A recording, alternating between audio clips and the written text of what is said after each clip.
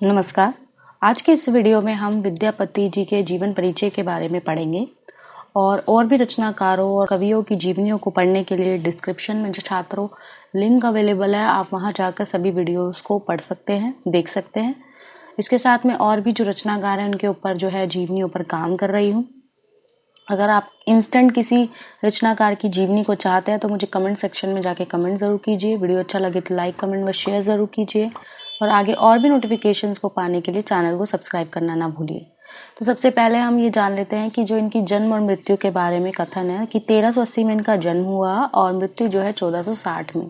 क्योंकि इनके ऊपर कोई कंफर्मेशन नहीं है, कोई प्रॉपर जो है इनके बारे में हमें जानकारी प्राप्त नहीं होती, कोई प्रमाणिक सूचना नहीं मिलती। इसकी वजह से इनके जन्म और मृत्यु के बीच में जो है कहीं ना कहीं कोई ना कोई क्लैशेस होते रहते हैं। विद्यापति जी का जो जन्म है वो बिहार के मधुबनी जिले के बिस्पी गांव में हुआ था। इनके पिताजी का नाम गणपति ठाकुर तथा माता जी का नाम हंसनी देवी था।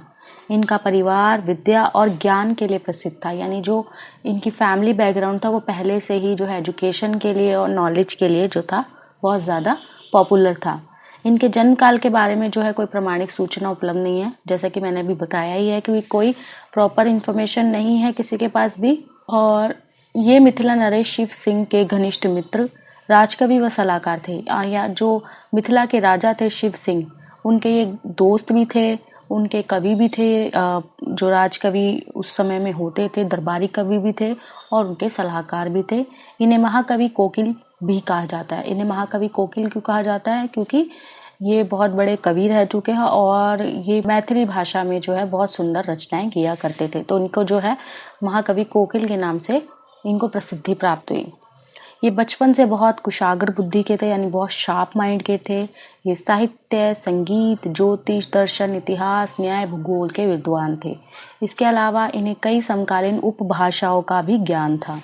इसके अलावा जो था इनको बहुत सी भाषाओं का, जो समकालीन जो मिलती जुलती भाषाएं हैं उनका और उनकी उपभाषाओं का ज्ञान था। इनकी जो कुछ प्रमुख रचनाएं हैं जिनकी वजह से इनको प्रसिद्धि प्राप्त हुई वो है कीर्तिलता, कीर्ति पताका, पुरुष परीक्षा, भू परिक्रमा, लिखनावली, विद्यापति, पदावली, गंगा वाक्यावली, दान वाक्यावली, पदावली और जो कीर्ति पताका है इनकी अमर रचनाएं। अमर रचनाएं मतलब ऐसी रचनाएं हैं जिन्होंने इनको प्रसिद्धि तो दिलाई, साथ ही साथ ये अमर हो गई, यानी इसकी जैसी रचनाएं आज तक किसी ने नहीं लिखी। इनकी कुछ विशेषताएं जान लेते हैं साहित्य से संबंधित। इन्हें संस्कृत, अपभ्रंश, मैथिली भाषाओं का ज्ञान था। ये आदिकाल और भक्ति काल के संधि कवि थे, यानी बीच के कवि थे। यानी आदिकाल जो था समाप्त हो रहा था और भक्ति काल की शुरुआत हो रही थी, तो इसके बीच के कवि थे। इन्होंने राधा कृष्ण के प्रेम को आधार बनाकर लौकिक प्रेम को अभिव्यक्ति दी है। लौकिक प्रेम यानी ऐसा प्रेम जो इस लोक का ना हो, किसी दूसरे ही लोक का हो। प्रकृति संबंधी पदों में प्रकृति की मनोहर छवि इनके काव्य प्रतिभा और कल्पनाशीलता की परिचायक है। काव्य प्रतिभा यानी कि जो स्किल्स है उसको दर्शाते, साथ ही साथ जो इनकी इमेजिनेशन है प्रकृति को लेके, वो सब इनकी रचनाओं में देखने को मिलती है। इनकी जो कीर्तिलता और कीर्ति पताका है वो दरबारी संस्कृति और अपभ्रंश काव्य परंपरा के रूप में देखने को मिलती है। पदावली के पद में भक्ति और श्रृंगार है, यानी जब हम पदावली के पदों को पढ़ते हैं तो वहाँ हमें भक्ति और श्रृंगार इन दोनों का मिला जुला रूप दिखाई देता है और ये पद इसकी प्रसिद्धि का आधार है। आज भी जो तीज त्योहार होते हैं इन पर जो है ये पदों को गाया जाता है। इनकी भाषा देख लेते हैं। मैथिली भाषा के सर्वोपरि कवि है, जैसा कि मैंने बताया वो महाकवि कोकिल इनकी मैथिली भाषा में इनकी निपुणता की वजह से इनको कहा जाता है। मैथिली, अपभ्रंश और संस्कृत भाषा का प्रयोग ये करते हैं।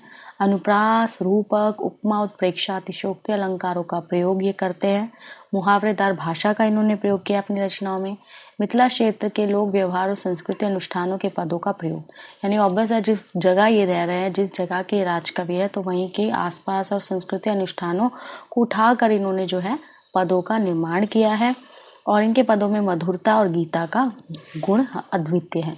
तो इस तरीके से हमने यहाँ पर जो है महाकवि जो है विद्यापति कहे या महाकवि कोकिल कहे, इनके बारे में हमने यहाँ जीवनी पढ़ ली है, इनकी बेसिक चीज़ों को समझ लिया है। मैंने ज़्यादा लॉन्ग में नहीं समझाया, शॉर्ट में वीडियो है ताकि आप एग्ज़ाम से संबंधित ज़रूरी चीज़ों को समझ सकें।